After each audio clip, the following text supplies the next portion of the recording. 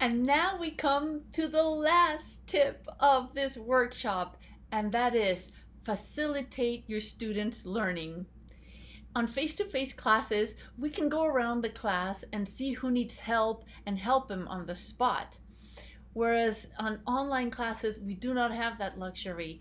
So we want to make sure that we are providing our students with every tool that they need in order to be successful.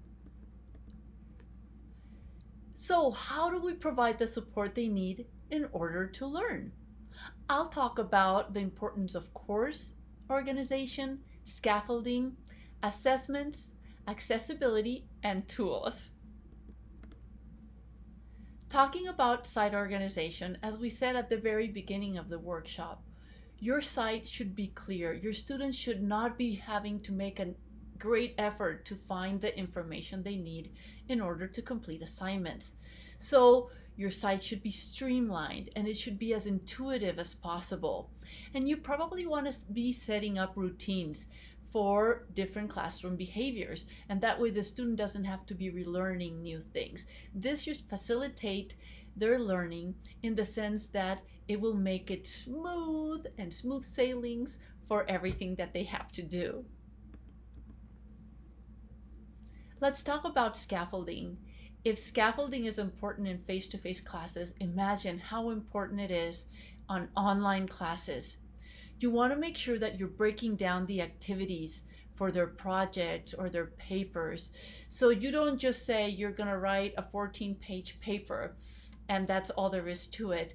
But maybe you work first on the introduction, then you give them a little feedback, then you work on the first pages or paragraphs.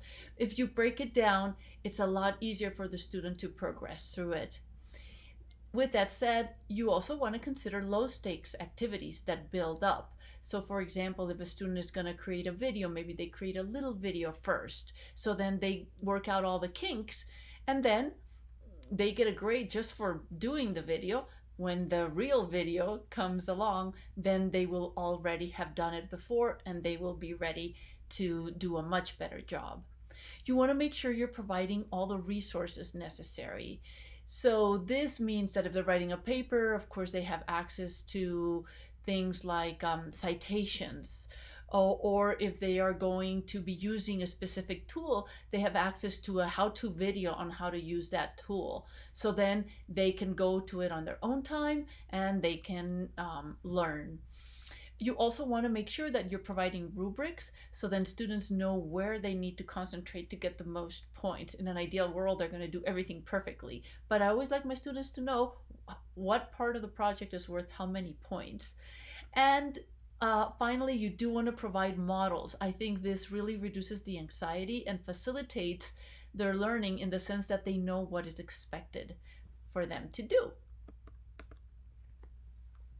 Let's talk about assessment. So for assessments, I think it is incredibly important that we break down activities.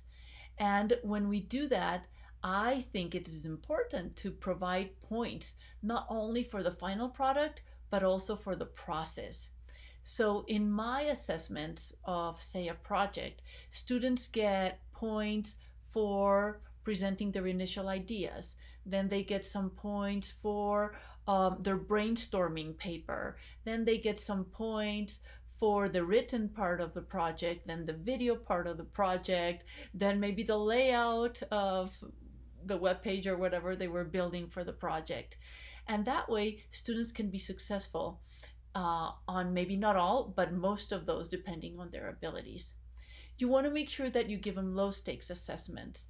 And so that means that if students maybe just complete a brainstorming sheet, they get 10 points. That way, they know that they can collect points even if they are not hard points, but they are definitely important points to have in order to be successful on the final part of the assignment. And formative assessment. It is so much better if you can get a student to first hand you part of their paper so you can fix it and or give them feedback and then give it back to them and they can change it.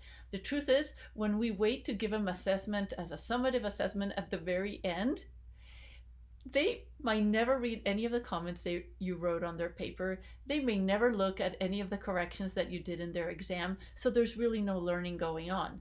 If you give informative assessment and then you know where they're at and then you have time to correct, then they're actually going to learn by the time they have to do the final part. Let's talk about accessibility and diversity in your class. Students learn in so many different ways, and we want to make sure that we are giving them all these opportunities. So you want to present information in different ways. That is, maybe some visuals, maybe some listening, maybe some written, and that way they can understand better one way or the other. Maybe we want to ask them for a variety of output. Some of their projects can be written, some of them can be presentations on video, and that way they can be successful on one or the other depending on what are their strengths. You want to always caption your videos, and I know that's very hard to do, but it actually isn't so hard anymore because YouTube has a wonderful way of doing it, and I will include that tutorial on the tools section of this workshop. So make sure that you check that out. And then you also want to make sure that you're giving directions in different forms. So maybe you don't only give them written directions, but you also create a quick video doing some directions that they can visualize and they can listen to you as well. Finally, let's talk about tools. Oh my goodness, there are so many tools out there. How do we decide? Well, in the next section, I will be presenting you with several tools that I think are fairly easy to use and learn, and that you could try out. Of course, at the end, the decision is yours. But you want to be looking at how easy they are to use, what type of learning curve is there for you to have in order to use the tools. Maybe you want to think about the institutional support that you get. Some places already sponsor certain tools, so you could have a lot of support when using those. And maybe they even have some free subscriptions that you could take advantage of. Finally, the most important one at the end of the day is that you have tools that help you align with your objectives. So not using the tools for the tool's sake, but actually, how does it help you reach your objectives in the classroom? We will talk a lot more about tools on our next section, so I hope you hang around for that. I hope this last group of tips about facilitating student learning helped you a lot in thinking about how you can help your students achieve their goals and reach your goals of what you want them to learn. Thank you so much, and I hope to see you on the next group of videos about using different tech tools.